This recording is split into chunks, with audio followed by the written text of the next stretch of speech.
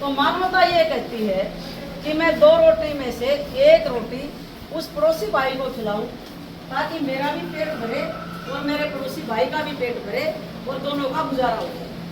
मानवता में इसको मानती है। किसी का बच्चा स्कूल में क्या काम इंतजाम कर दे, कोई बीमार है इलाज नहीं करवा पा रहा उसका हम इलाज करवा दे।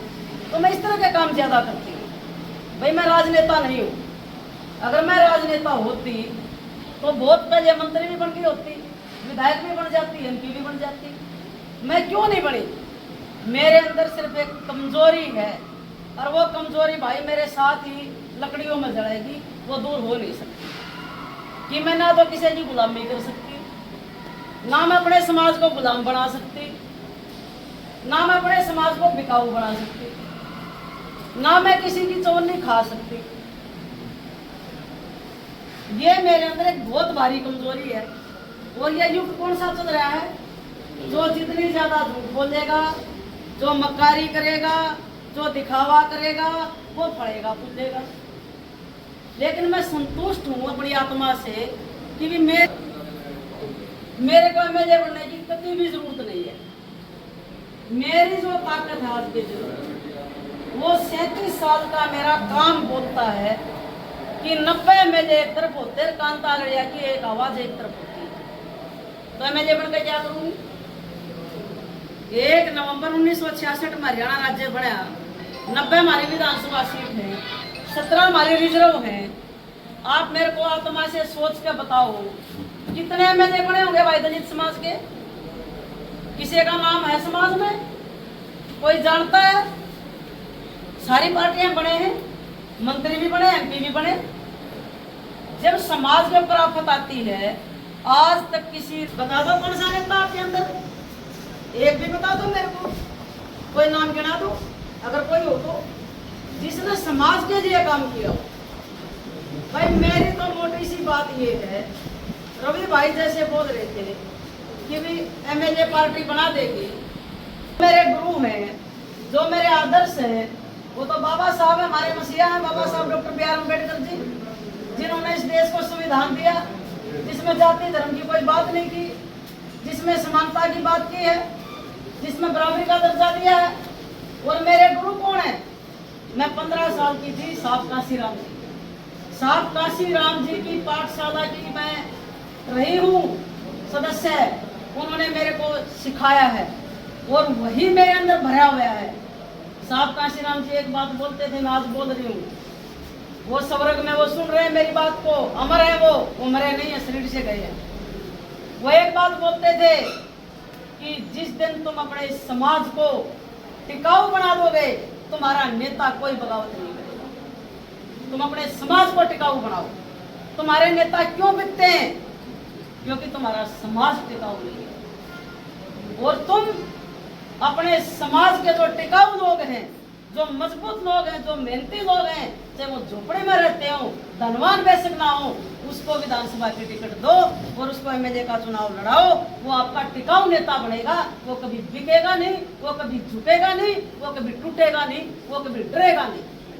ये साहब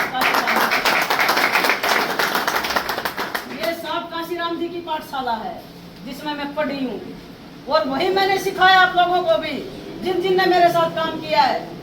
हमने कांग्रेस की सरकार देखी, कांग्रेस की सरकार ने मेरे ऊपर कितना जुल्म किया आप सबको पता है। कांग्रेस की सरकार ने 25 जनवरी 2011 को पानीपत में हम आराम से अपनी गाड़ियों में बैठे थे, मेरा कॉलर पकड़ के पुलिस ने घसीटा और रोड के ऊपर लाठीचार्ज किया। किसी का हाथ टूटा, किसी का नाक टूटा, मुकेश ने सबका नाक टूटा था उसमें। और हमारे साथ इतनी बदतमीजी की और रात को 2:30 बजे मेरे को जेल में छोड़ा गया। रात को 2:30 बजे। आप मुझे ये बताइए, अंग्रेजों के बाद क्या कभी 7 बजे के बाद जेल मैनुअल के अनुसार गेट खुले कभी जेल के? वो एक कांता लड़िया थी जिसके लिए रात के 2:30 बजे गेट खुले गए जेल के, और मेरे को जेल में डाला गया। इनको पता चला, सुनील को, इनको सबको, इन्होंने रोड जाम कर दिए, पिपड़ी चौक जाम कर दिया 3-4 घंटे। मैं जेल 17 सीट हमारी विधानसभा की हरियाणा में है रिजर्व, और 17 की 17 सीट पे कौन जीत के जाता है? रिजर्व समाज के लोग। एमएलए तो 17 बनते हैं ना, और जिस पार्टी की सरकार होती है उसका मंत्री भी बनते हैं, दलित बने या नहीं बने। तो मैं पूछना चाहती हूँ भी हमारे 17 एमएलए बनते हैं हर बार, मंत्री भी बनते हैं, एमपी भी बनते हैं, फिर भी हमारा समाज दबा हुआ क्यों है? फिर भी इनके चेहरों पे हंसी खुशी क्यों नहीं है? क्या कारण है इसका?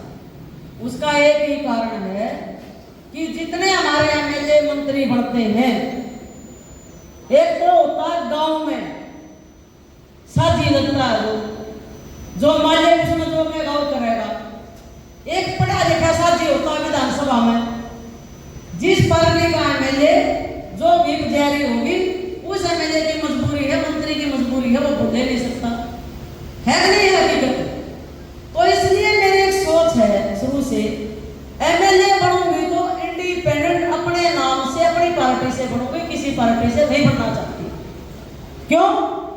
क्योंकि जिस पार्टी से एमएलए बनोगे अगर उसी का राज होगा और मेरे समाज पर जुल्म हो गया और मैं उनके खिलाफ बोलूंगी तो भाई मेरी पार्टी के मुखिया को फिर अच्छा नहीं लगेगा, वो ये कहेगा जी आप तो पार्टी के खिलाफ हो। इसलिए मैं एमएलए मंत्री नहीं बनी और ना मैं बन सकती।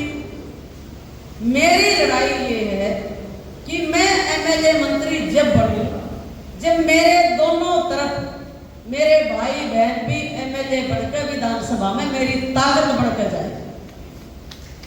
जो मेरी सोच है, मेरे अकेले के एमएलए बनने से कुछ नहीं होगा। एमएलए पे तो बढ़ते आ रहे, जब से हरियाणा राज्य बना 1 नंबर 1966 से बढ़ रहे ना, कोई नाम जाना है किसी का? जब जुल्म जाती होती कोई बोलता है, लेकिन मेरा सौभाग्य है आप सबके आशीर्वाद से